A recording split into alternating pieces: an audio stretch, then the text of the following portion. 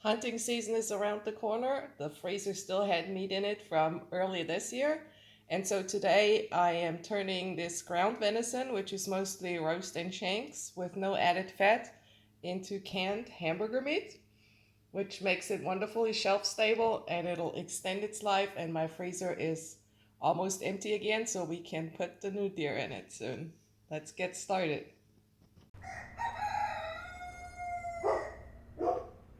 It's time to get going.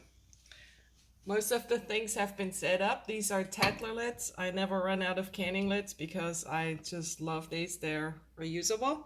And then I have my trusted pressure canner. This is a pressure canner operation because it is meat.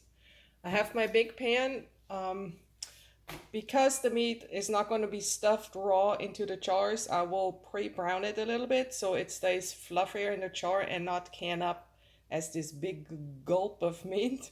And I will also be adding some onion and some garlic. The garlic goes straight in the jar once the meat's in or before, and the onions I will saute up a little bit first. Browning the meat first will keep it from sticking together like so. See this lump in there? It has liquid, so it's a little bit hard to see, but it even formed this little thing on top.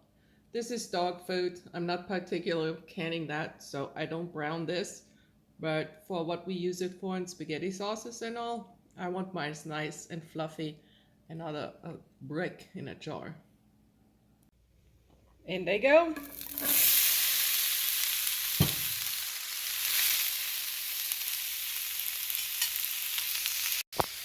The recipe for this comes straight from my very used Fall Blue Book for chopped meat. In this recipe, they don't have the onion in it. That's just for plain ground meat, chopped meat. I'm using the onion. It makes no difference in processing time or anything. We're already at the high processing time for the meat. These are good now. They're translucent and they soften up a little. We'll put them aside. And the meat is next. A little bit of tallow in the pan because this meat is so lean that it will be hard to get any kind of browning. I wonder if I get browning with just that little tallow, but we'll find out. Also, I ground this last night and I didn't have time to can it up then. So of course there's liquid coming out. This is not ideal.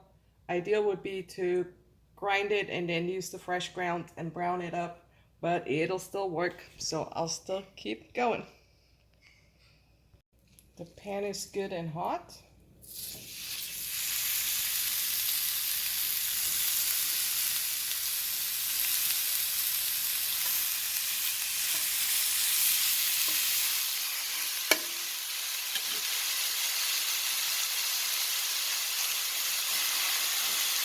Like 2 or 3 rounds should do. When it looks like this, crumbly, but not all the way cooked through. Obviously there's raw meat in there, but this is a good consistency to pack it in the jars because it will not be all balled up. Now it's time to take this out, do the other rounds. This is the first layer. Now I'm mixing in some of the onions. I'm not too particular if they have the same amount in each jar, but at least it's mixed up a little bit. In the meantime, that pan is drying out. I want this dry again. I'll just let it evaporate. And then more tallow or oil or whatever fat is handy. And then the next round of meat. Done. Don't over fry it because you lose even more liquid then. Plus when it's hot and it's in the pan and waiting until it's getting ready to be canned up, you can see like on the bottom one, it also after cooks a little from the heat that's still in there. All the pre-cooking is done. So the venison turns out really, really nice and crumbly. That's ideal. If you have meat that has more fat in it, you will have to just make a little bit more of an effort trying to separate it. And then I'm ready to put this in jars. Everything's ready. My tattlers are boiling. They have been boiling for 10-15 minutes. I think that's the most important thing with these guys. That's a little different than regular lids. And then my water to fill up the jars. is almost at the boil, and the water in the canner is really hot, as you can see. And the chars are heated, so it's time to fill it up. Here we go. Warm chars, funnel, in goes the meat. Oh wait, that was a big spill. I need to be a little less eager. In goes the meat to about the 1 inch mark. And then instead of pressing down, I'll put it on something thick so it doesn't hurt the char. And that packs it down ever so good. Add some more.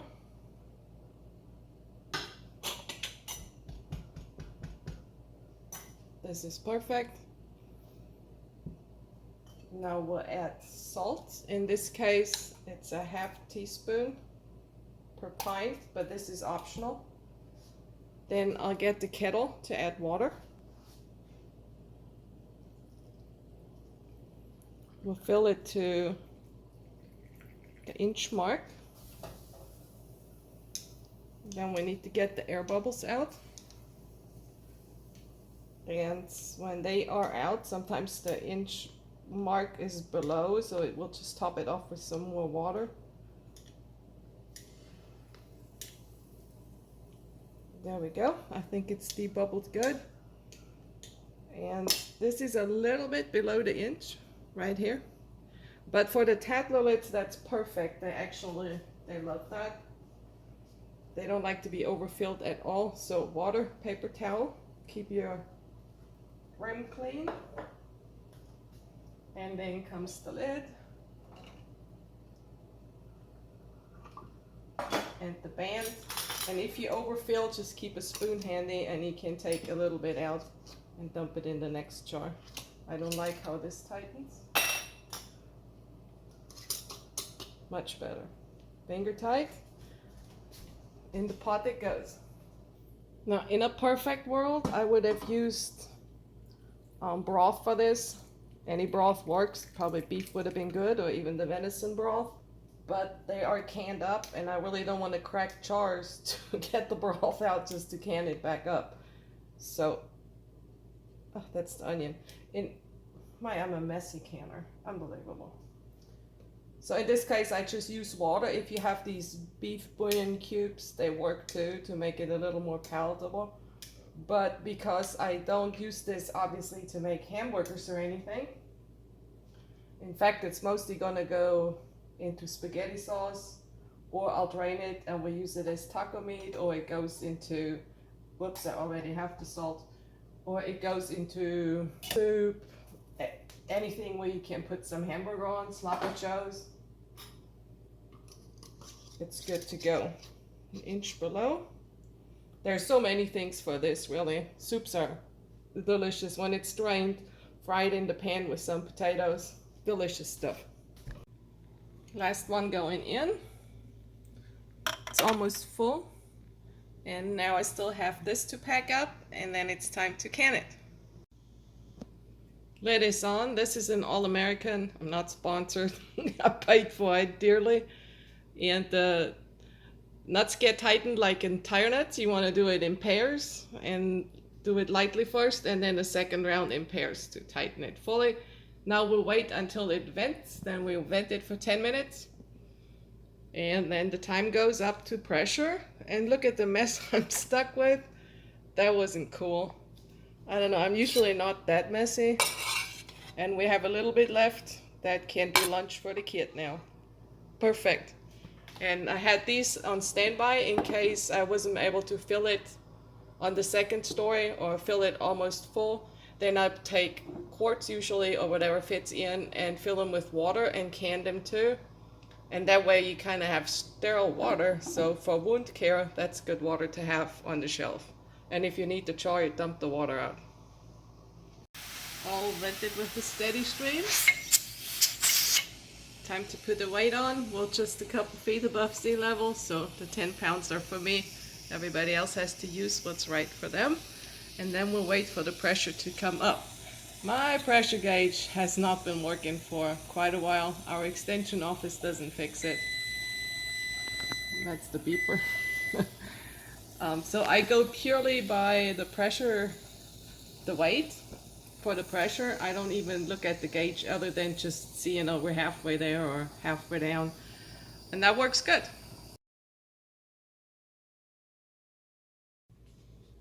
Bubbling stopped inside. The pressure is down. Time to take the weight off and unscrew it so we can take the chars out.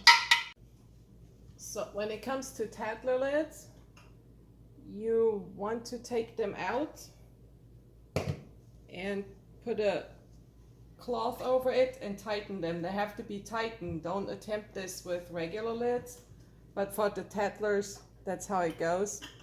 If you have one that would spiff and spittle, don't tighten that. Just leave it alone, because there have been very few instances where they blew up. They do look delicious, really. And then, of course, we open one, because I just can't stand canning videos where they can them up and it looks all good, but you never find out what it looked like once it comes out of the can. Here we go. They're all out. They all look good. They're bubbling away the top so far. I don't have one that's bulging up. They show that they're creating a vacuum now. Fingers crossed. And now I'll put a towel over it because the air conditioner's running and I want them to cool off gently instead of getting that cold air on, which it could bust the char. I don't think it would, but this makes me feel better. And here is so much more of last year's venison. And all this, I won't can up. I'm going to make sausage with it. I think I'll make a video on that too. Broths, venison broths. So let's open this char. Tattler lid is off. And the ring. This looks good. Now there's liquid in it, and for my pasta, I'm using this for pasta tonight. I do not want the liquid diluting the sauce. It was stubborn. I had to grab a spoon to get it out, but it cleans out really nicely. And then we have this here. So tomorrow I will make split pea soup with some delicious smoked pork bones. And so I use this liquid from the venison in that. Waste not. And this goes in here. And the pasta sauce on top. And we'll let this simmer, cook the noodles, and we're good to go. Here we go. Delicious venison meat pasta. I wish I could can the pasta sauce myself, but tomatoes in North Florida are a fail, to be honest, because of the stink bugs.